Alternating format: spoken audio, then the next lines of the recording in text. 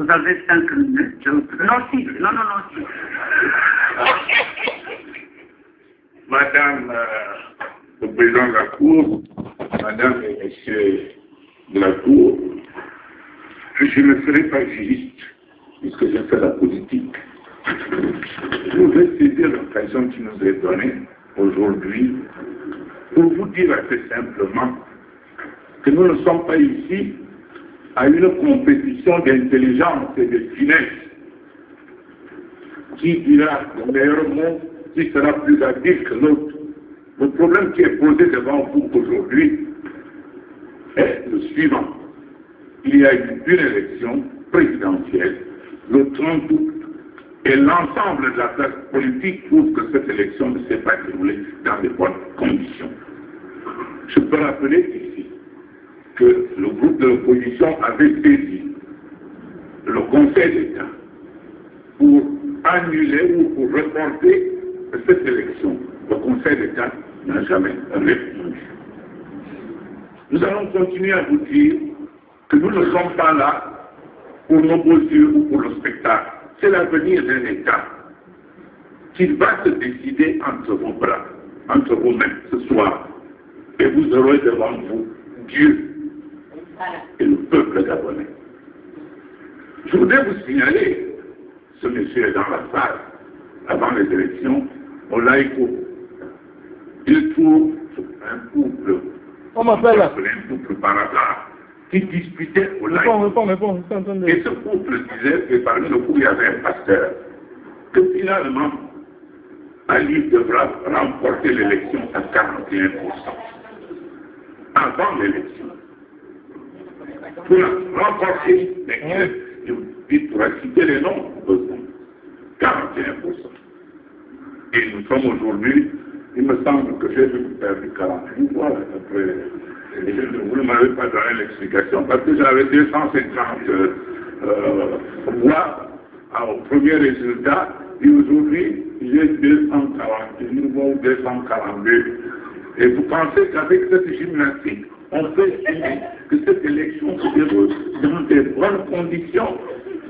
Madame le Président, je voudrais également le dire devant le secrétaire général du PDG qui est là, que certains pédégistes disent dans les quartiers que pour eux, à une élection, ils peuvent bourrer les urnes, ils peuvent falsifier. L'essentiel est qu'ils soient élus et il appartient à la partie adverse de démontrer le contraire.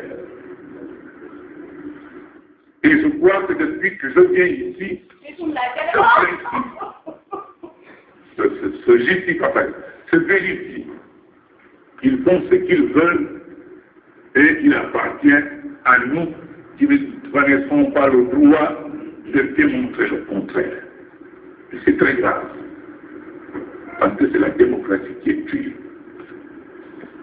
Je voudrais continuer, madame, en vous disant que, avant que je ne vienne ici, j'ai cherché des avocats. Certains m'ont dit, monsieur Bengono, vous n'aurez qu'à vous défendre tout seul, puisque tout est ficelé. Vous ne changerez plus rien. Ali sera déclaré élu. Et entendre les différents rapports, entendre les irrecevabilités, ainsi de suite, je suis assis là, je me dis, ce que j'ai pu entendre va se révéler. Et je risque de vous maintenir pendant longtemps. Je voudrais vous dire, vous demander qu'est-ce que nous faisons exactement. J'ai ici la lettre du continent du 8 qui annonce en page 7 que ce soir, il est possible qu'on fasse d'Ali Bongo le grand maître des Lumières. Voici ce que je dis. Donc tout ce que nous sommes en train de faire, c'est de l'artifice. Les décisions sont prises ailleurs. Les décisions sont prises ailleurs. Mais nous voulons et nous nous battons toujours pour que le peuple gabonais puisse exercer sa souveraineté. En 1993, le président Bongo était élu, déclaré élu à 51,18%. Et à l'époque, le Faïza Ouéma, le vieux Ellerza, nous disait que 2 semaines avant l'élection, un conseiller français lui disait à Addis Abeba que Bongo sera élu à 51,18%. parce que c'est la décision qui a été prise au Quai d'Orsay. Et je me demande aujourd'hui si les 41% d'années qu'on attribue à Dibongo aujourd'hui n'ont pas été décidés au Quai d'Orsay. Et voilà pourquoi on ne prend pas le temps de confronter les procès-verbaux. Voilà pourquoi vous voulez faire vos opérations internes sans que nous, qui sommes partis à l'élection, nous puissions être présents. Attention, Dieu est là. Et l'avenir viendra. Je vous remercie. Au revoir.